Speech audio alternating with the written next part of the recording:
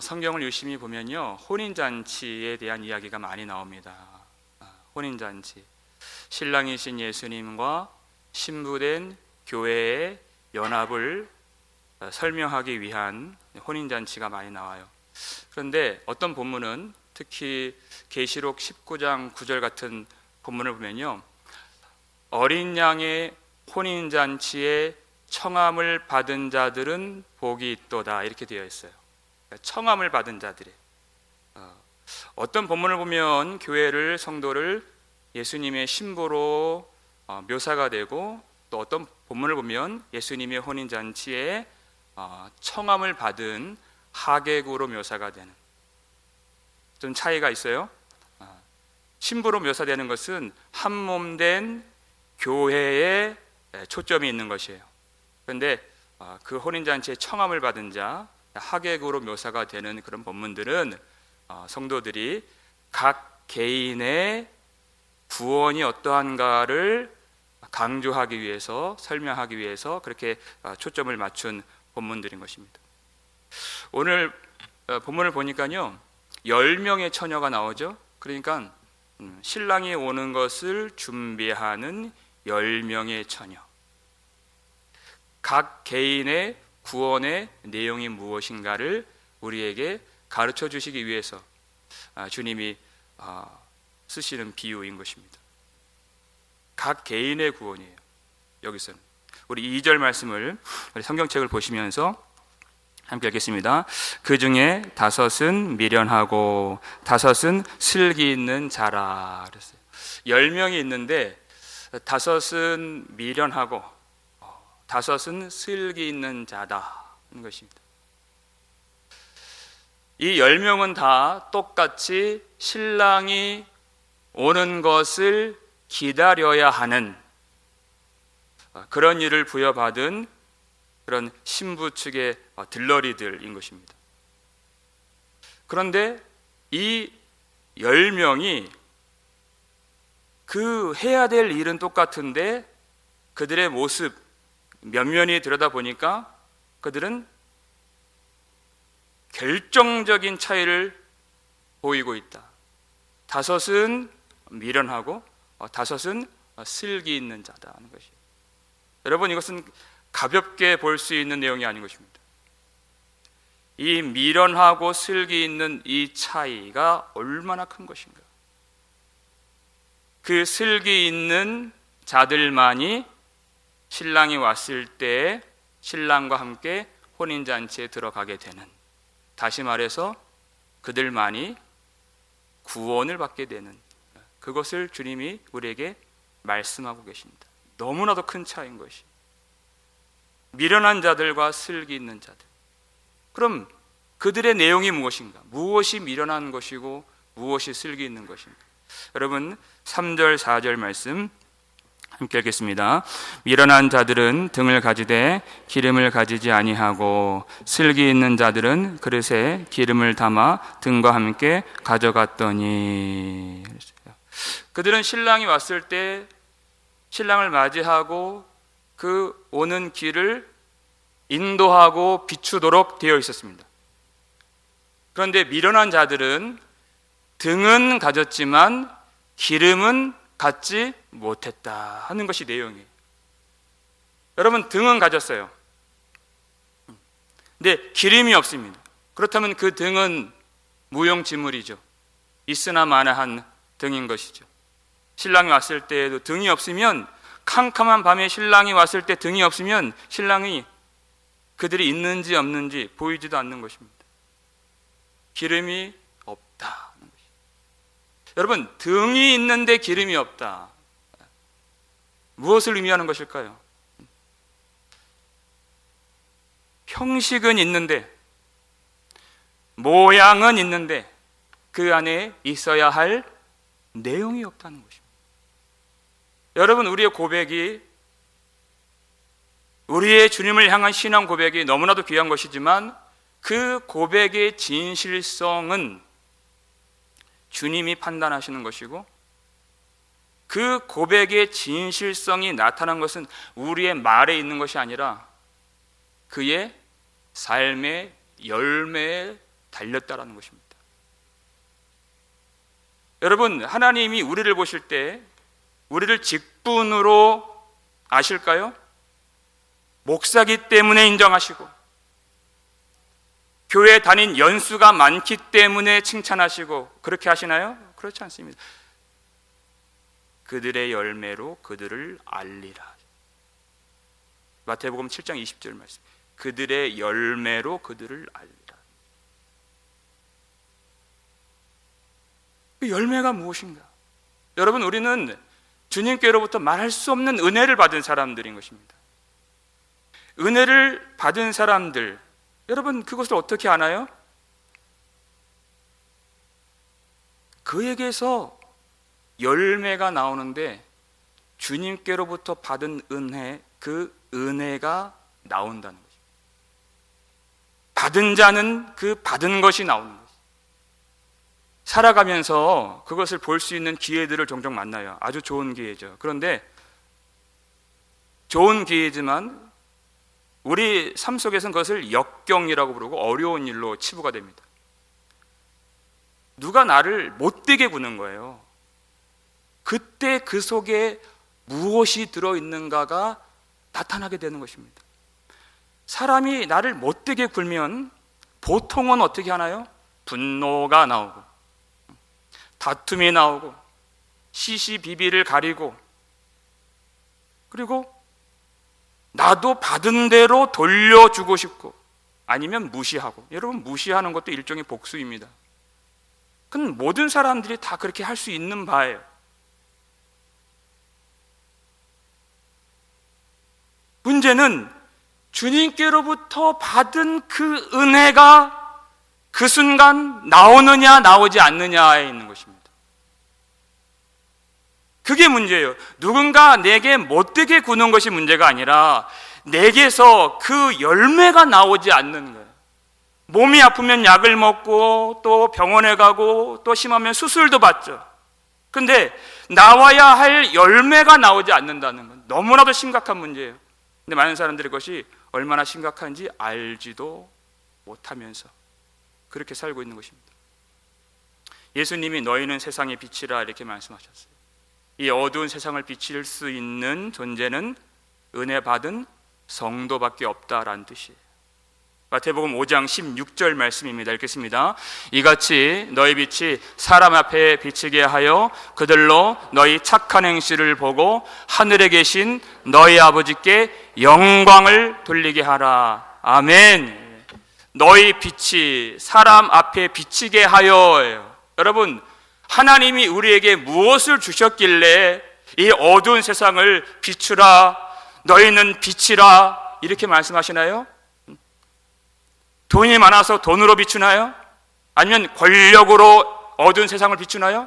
그런 것들은 받지도 않았고 비출 수도 없는 것입니다.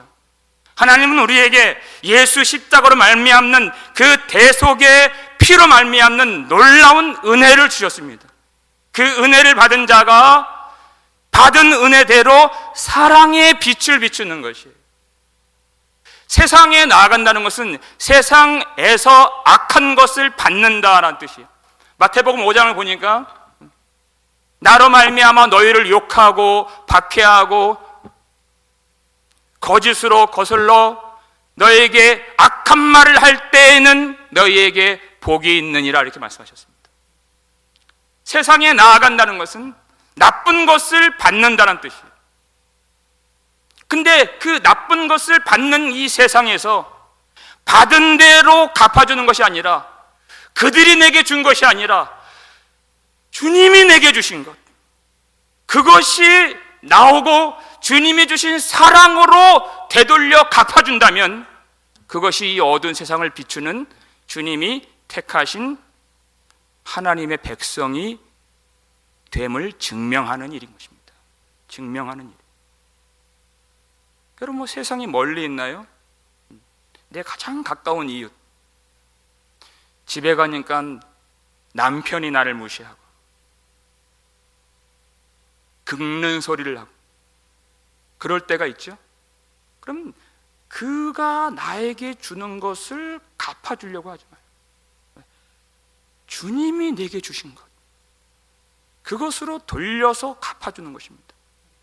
그럴 때는 어떻게 하는 게 좋아요? 김치찌개라도 맛있게 끓여가지고 그걸 내놓는 거예요. 그게 빛으로 사는 것입니다. 엄한 데서 빛으로 사는 것이 아니에요. 그럼 나에게서는 어떠한 열매가 나오는가? 여러분, 지금 그것을 돌아보는 것입니다.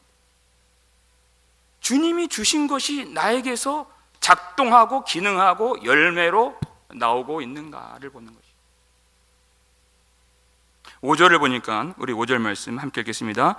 신랑이 더디옴으로 다 졸며 잘세, 이렇게 되어 있어요. 신랑이 더디옴으로, 그러니까 미련한 처녀들이나 슬기 있는 처녀들이나 다 졸고 다 잠을 잤다는 것이죠. 우리는 다 연약한 존재들이에요.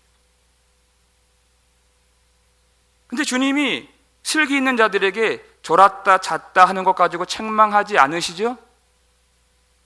여기서 졸았다는 것은 깨어있지 못했다라는 뜻이 아닙니다. 신랑이 언제 오는가 아무도 생각하지 못한 때에 신랑이 온다라는 뜻인 것이에요. 여러분, 예수님이 언제 오시는가? 예수님이 언제 오신다 그랬습니까? 어떻게 오신다 그랬습니까? 우리 계시록 3장 3절 말씀입니다. 읽겠습니다. 그러므로 내가 어떻게 받았으며 어떻게 들었는지 생각하고 지켜 회개하라. 만일 일깨지 아니하면 내가 도둑같이 이르리니 어느 때 내게 이르는지 내가 알지 못하리라. 아멘. 예수님이 어떻게 임하시는가? 내가 도둑같이 이르리니, 이렇게 하신 것이에요. 아무도 주님이 오시리라고 예상하지 못하고 생각하지 못한 그때에, 아무도 알지 못한 그때 주님이 오신다. 그러니까 항상 깨어 있으라는, 항상 깨어 있는 거예요. 그 깨어 있는 게 뭐냐? 너희가 어떻게 받았는지, 너희가 어떻게 그 복음을 들었는지 그것을 생각하고 그 복음을 지켜서 회개하라. 이것이 깨어있는 것이에요. 여러분, 추상적인 것이 아닙니다. 깨어있는 것은 우리가 어떻게 받았는지, 우리는 많은 날 속에서 많은 하나님의 말씀을 받은 사람들인 것입니다. 말씀을 보고 말씀을 듣고 말씀을 묵상하면서, 그리고 나의 삶을 그 말씀에 비춰보는 것이, 말씀에 미치지 못하고 말씀에서 한참 멀리 떨어져 있는 나의 삶을 보고서 주님 앞에 가슴을 치고 말씀을 붙들고 하나님의 성령의 은혜를 구하며 말씀의 길로 돌이키는 것, 회개하라. 그것이 깨어있는 것입니다.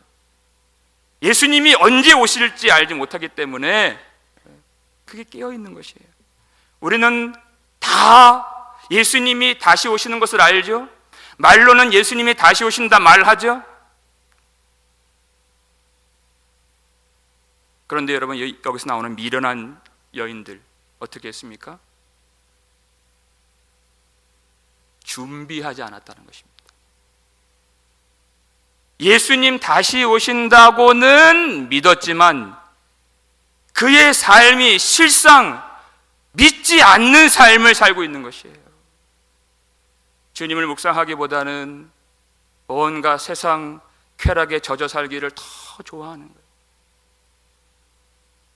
말씀을 들을 때, 말씀을 볼 때 그것이 온전하지 못한 것임을 내가 알지만 전혀 나의 삶을 바꾸려 하지 않는 것이에요.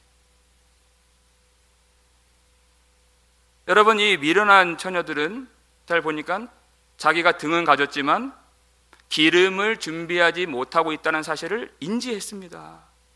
아니, 등을 갖고 있는 사람은 알죠. 이 속에 기름이 있는지 기름이 없는지, 내가 기름을 준비해야 되는지 하지 말아야 되는지 등을 갖고 있는 사람은 다 안단 말이에요. 근데 그들은 아니랬고 그들은 기름을 준비하지 않았다는 것입니다. 우리가 얼마나 많은 순간 회개하라는 말씀을 듣습니까? 얼마나 많은 순간 하나님의 말씀을 우리가 받습니까? 전혀 꿈쩍하지 않는 거예요. 그렇게 살아야 되는 것을 알지만, 버릴 것을 버려야 되는 것을 알지만, 위의 것을 생각하고 땅의 것을 생각하지 말아야 될 것을 알지만, 들었지만 그것이 머릿속에만 있고 나의 삶 속에 열매로서 나타나지 않는 것입니다. 마치 미련한 처녀들 같이 준비해야 될 것을 알았지만 하루하루 안일하게 그렇게 지내왔던 것들이에요. 여러분, 우리의 신앙의 열매는 어디에 있습니까? 모양은 다 있죠. 교회도 나오고 직분도 갖추고 밥 먹을 때 꼭 씻기도 하고, 그 이상의 어떤 경건의 능력, 주님이 말씀하시는 그냥 밥 먹을 때 기도하는 것이 믿음의 전부가 되어버린, 여러분, 정말 우리 속에 기름이 있는지 없는지 지금 돌아보지 아니하면 이 미련한 처녀들과 같이 영영 기회를 얻지 못할 수 있다라는 것이 주님이 우리에게 이 비유를 주신 목적이 되는 것입니다. 지금 돌아보지 아니하면. 그들은 알고 있었습니다. 기름이 없다는 것을. 그러나 어떠한 조치도 준비도 그들은 취하려고 하지 않았다. 그리고 갑작스럽게 신랑이 오는 것이 6절 말씀 우리 함께 읽겠습니다. 밤중에 소리가 나되 보라 신랑이로다 맞으러 나오라 하매. 갑자기 밤중에요 소리가 나는 거예요. 보라 신랑이로다 맞으러 나오라. 그러니까 이 10명의 처녀들이 졸고 있다가 잠을 자다가 그 소리에 깜짝 놀라서 허겁지겁 이제 등을 준비해서 나가는 거예요. 그런데 이 미련한 처녀들은 자기에게 기름이 없다는 것을 알았지요. 그 전에는, 신랑이 오기 전에는 그들이 똑같이 신랑을 준비하는 일을 부여받았고, 똑같이 등을 가졌고, 그리고 똑같이 피곤했고 똑같이 잠을 잤어요. 그런데 신랑이 오니까 이 두 부류의 결정적인 차이가 그때야 비로소 드러나게 되는 것이에요. 지금은 똑같이 예배를 드리는 거예요. 똑같이 헌신하고 똑같이 직분을 가지고 똑같이 예수님을 기다리는 모양을 갖고 있다. 내 신랑이 오시면 정말 그 속에 기름이 있는가 기름이 없는가가 그날 다 밝혀지게 되는 것이죠. 그 미련한 처녀들은 알고 있었습니다. 자기에게 기름이 없다는 것을. 그래서 뭐라고 요구를 합니까? 8절 보니까 8절 함께 읽겠습니다. 미련한 자들이 슬기 있는 자들에게 이르되 우리 등불이 꺼져가니 너희 기름을 좀 나눠달라 하거늘. 그랬어요. 기름을 좀 나눠달라. 그런데 그들의 요구가 받아들여지지 않았죠. 무슨 의미입니까? 기름을 준비하는 것은 남이 해줄 수 없다는 것입니다. 누구도 대신해 줄 수 있는 것이 아니에요. 여러분, 만약 우리 복음장로교회가 이 세상에서 가장 좋은 교회라 한다 할지라도, 정말 신앙 좋은 신실하고 경건하고 훌륭한 성도들이 많이 있다 할지라도 그 속에서 자기 자신이 주님을 알지 못하고 자기 자신이 진정으로 회개하지 아니하고 자기 자신이 기름을 준비하지 아니하면 좋은 교회에 다니는 것이 그에게 무슨 의미가 있겠습니까? 그건 누구도 대신 해줄 수 있는 것이 아닙니다.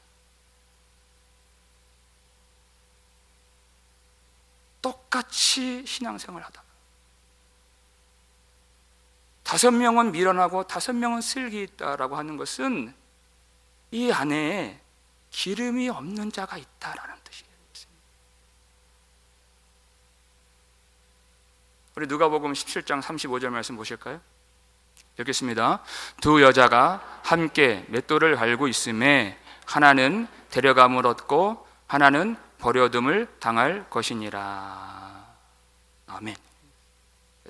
두 여자가 똑같이 같은 자리에서 맷돌을 가는, 함께 예배하고 함께 섬기고 함께 헌신하고 함께 세월을 보낸 그건 두 여자예요. 그때까지만 해도 몰랐습니다. 근데 그 마지막 순간 하나는 데려감을 당하고 하나는 버려둠을 당하게 됩니다.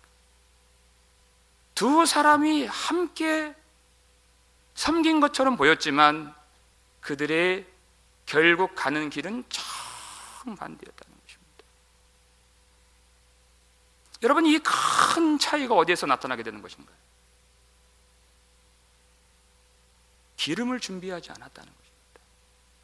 기름을 준비하지 않았어요.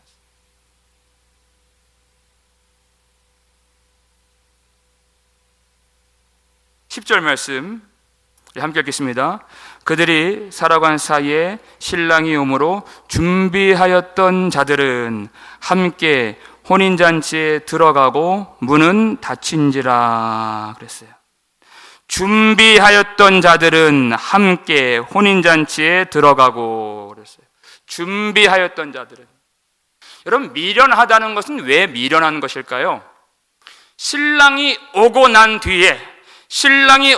뒤에 문이 닫히기까지 더 이상 준비할 수 있는 기회는 없다라는 것을 깨닫지 못한 것, 그것이 미련한 것입니다. 신랑이 오고 나서는 더 이상 준비할 수 있는 기회가 없다는 것을 몰랐다는 것입니다. 그것이 미련한 것입니다. 그러나 슬기 있는 자들은 어떻게 했습니까? 신랑이 오는 것을 믿기 때문에 준비를 하는 것입니다. 믿음은 그저 그 고백적인 말에만 있는 것이 아니라 그 믿음에 합당한 준비가 있는 삶으로 증명이 된다는 것이에요. 예수님이 오신다는 것을 믿기 때문에 신랑이 오는 것을 믿고 기다리며 신랑이 더디 올지라도 인내하며 오신다는 약속을 붙들고 준비하는 사람과 준비하지 않은 사람은 너무나도 큰 차이를 보이게 되는, 그 차이가 천국과 지옥의 차이로 나타나게 되는 그런 일이 반드시 있을 것이다. 그러니까 이 미련한 자들이 뭐라고 욕을 합니까? 11절 보니까요, 그 후에 남은 처녀들이 와서 이르되 주여 주여 우리에게 열어주소서. 이렇게 열어주소서. 그랬더니 신랑이 뭐라고 해요? 12절 함께 읽겠습니다. 대답하여 이르되 진실로 너희에게 이르노니 내가 너희를 알지 못하노라 하였느니라. 내가 너희를 알지 못하노라. 주여 주여 우리에게 열어주소서. 주님이라고 불렀습니다. 열어달라는 것입니다. 여러분, 그런데 주님이 우리에게 복음을 주신다는 것은, 우리를 불러주시고 우리에게 말씀을 주시고 우리에게 은혜를 주신다는 것은 우리의 인생 내내 주님이 우리에게 마음의 문을 열어달라는 요청인 것입니다. 여러분, 복음을 받는 사람이 애가 닳습니까? 복음을 전하는 자가 애가 닳습니까? 복음을 주시는 주님의 마음인 것입니다. 우리는 예배가 좀 빨리 끝났으면 좋겠고, 우리는 마음이 쉽게 열리지가 않고, 뭐 대단한 어떤 기대를 가지고 나오지 못할 때가 많이 있는 것 같지만, 항상 복음이 증거되는 순간마다 애가 닳고 숨을 죽이며 두렵고 떨림으로 바라보시는 분은 바로 우리 주님이십니다. 주님은 우리의 마음의 문을 여시기 위하여 어떤 일을 행하셨습니까? 문제는 사람의 마음입니다. 그렇죠? 함께 살아보세요. 그 사람 마음을 알 수가, 마음을 어찌할 수가 없는 거예요. 그 마음은.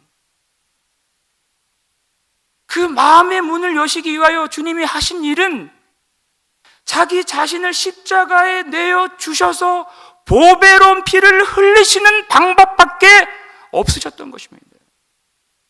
그 피로 우리의 마음을 씻어주시고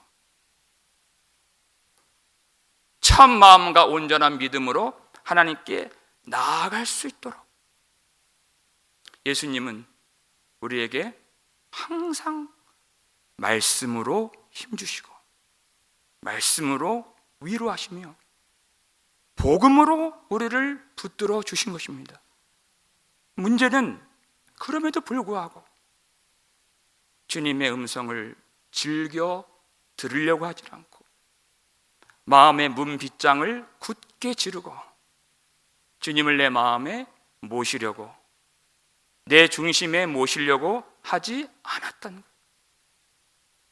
그러니까 요한계시록 3장 20절 보니까 볼지어다 내가 문 밖에 서서 두드리노니 그랬어요. 예수님이 문 밖에 서서 문전 박대하는 우리 마음 문 밖에 서서 내가 그 문을 두드린다. 제발 이 문을 열어다오 하신다는 것이에요. 그 다음에 누구든지 내 음성을 듣고 문을 열면 내가 그에게로 들어가 그와 더불어 먹고 그는 나와 더불어 먹으리라. 누구든지 주님의 음성을 듣고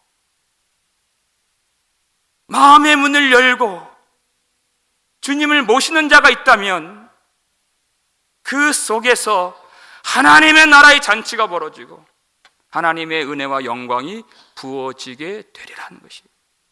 그러니까 여러분 가장 귀한 헌신이 무엇일까요? 누구든지 내 음성을 듣고 하는 것이 주님의 말씀을 듣고 굳게 질러버렸던 문빗장을 열고 마음의 문을 열고 주님을 모시는 것. 내 안에 주님이 사시도록 내 마음의 문을 여는 것. 그럼 그것이 가장 큰 헌신인 줄 믿으시길 바랍니다. 여러분 헌신 예배 끝나고 친교실에 모여서 잘했다, 수고했다, 정말 은혜 받았다, 많이 준비했구나. 여러분 그렇게 격려할 수 있죠. 그러나 가장 중요한 것은 우리가 준비할 수 있을 때, 회개할 수 있을 때 믿음에 합당한 삶으로 놀랍게 변화시켜 주시는 성령의 은혜가 우리 속에 들어오도록 마음의 문을 다 여실 수 있기를 바랍니다. 그것은 남이 대신 해줄 수 있는 것이 아니에요. 복음 장로교회 덩어리로 되는 것이 아니에요. 6.5 여선교회 덩어리로 되는 것이 아니에요.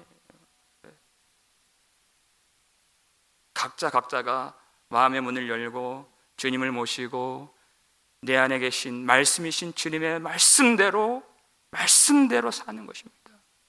주님의 말씀이 내 삶이 되고 내 삶이 주님의 말씀이 되는 역사가 나타나는 것입니다.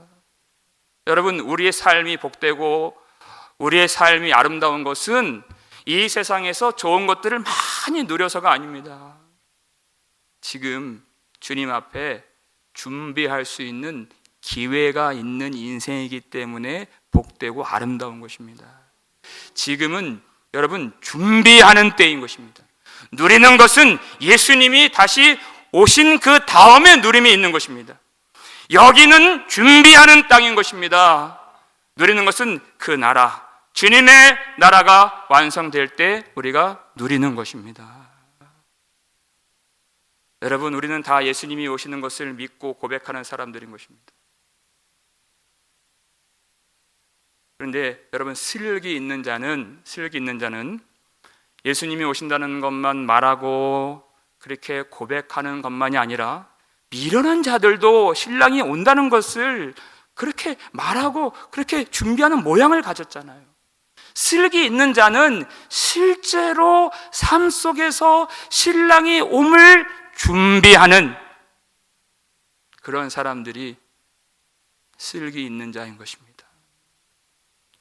여러분, 무엇이 우리로 하여금 이 어두운 세상에서 깨어있도록 만드는가? 죄악된 세상에 함몰되지 않고 강포한 세상에 굴복하지 않고 신실한 믿음을 가지고 다시 오실 주님을 인내로서 기다리게 만들고 준비하게 만드는 그 힘이 무엇인가? 그 등불이 꺼지지 않도록 활활 타오르도록 만들어주는 그 기름은 어디에서 공급이 되는가 하는 것입니다. 그것은 주님을 향한 사랑에서 그 기름이 나오는 것입니다. 나를 사랑하사 자기를 버리신 주 예수 그리스도의 십자가, 여러분 그 십자가를 바라보십시오. 그 주님의 사랑, 그리고 그 주님을 향한 사랑 속에서 우리 심령 안에 물 붓듯이 그 기름을 성령을 통해서 부어주시는 줄로 믿습니다. 여러분, 내가 준비하는 것, 내가 이렇게 준비하고 내가 이렇게 헌신하고 내가 이렇게 믿음을 가지고 살았다는 것에 만족하지 마십시오.